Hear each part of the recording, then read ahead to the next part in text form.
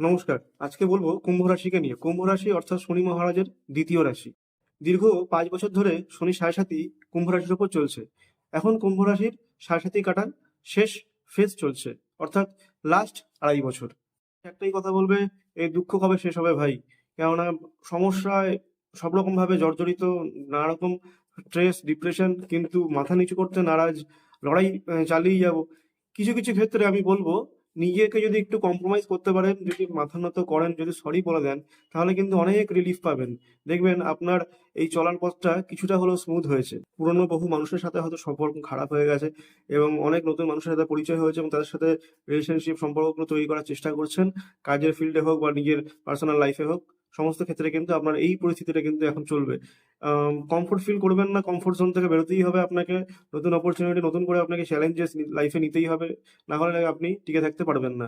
এবছর আপনাকে হয়তো অনেক কঠিন সিদ্ধান্ত নিতে হতে পারে। কেননা আপনি নিজের জায়গায় স্যাটিসফাই না।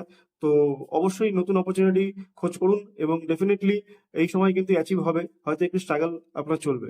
এপ্রিলের পর কিন্তু পরিস্থিতি আরো জটিল হবে।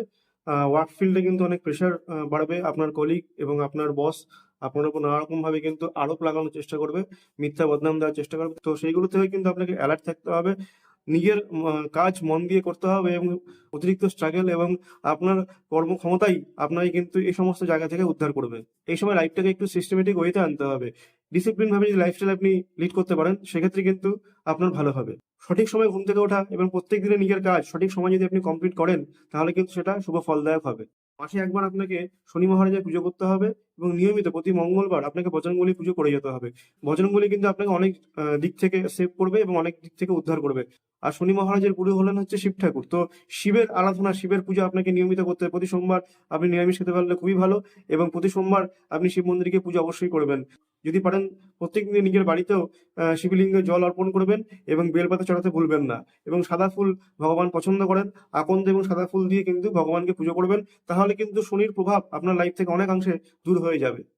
আনএক্সপেক্টেড অনেক রকম চ্যালেঞ্জেস আপনার লাইফে আসবে, কিন্তু ultimately end of the year কিন্তু আপনার ভালো হবে এবং লাক্সারি একটা লাইফ আপনি কিন্তু লিড করবেন, সেটা কিন্তু বছরের শেষের দিকে। তো ধৈর্য রাখুন, লড়াই করুন, অবশ্যই জিত আপনার হবে। নমস্কার। এর পরের ভিডিওতে আমি আরো অন্যান্য রাশি এবং জ্যোতিষ বিষয়ে আরো অনেক তথ্য নিয়ে আসবো। ততদিন সবাই ভালো থাকবেন। নমস্কার।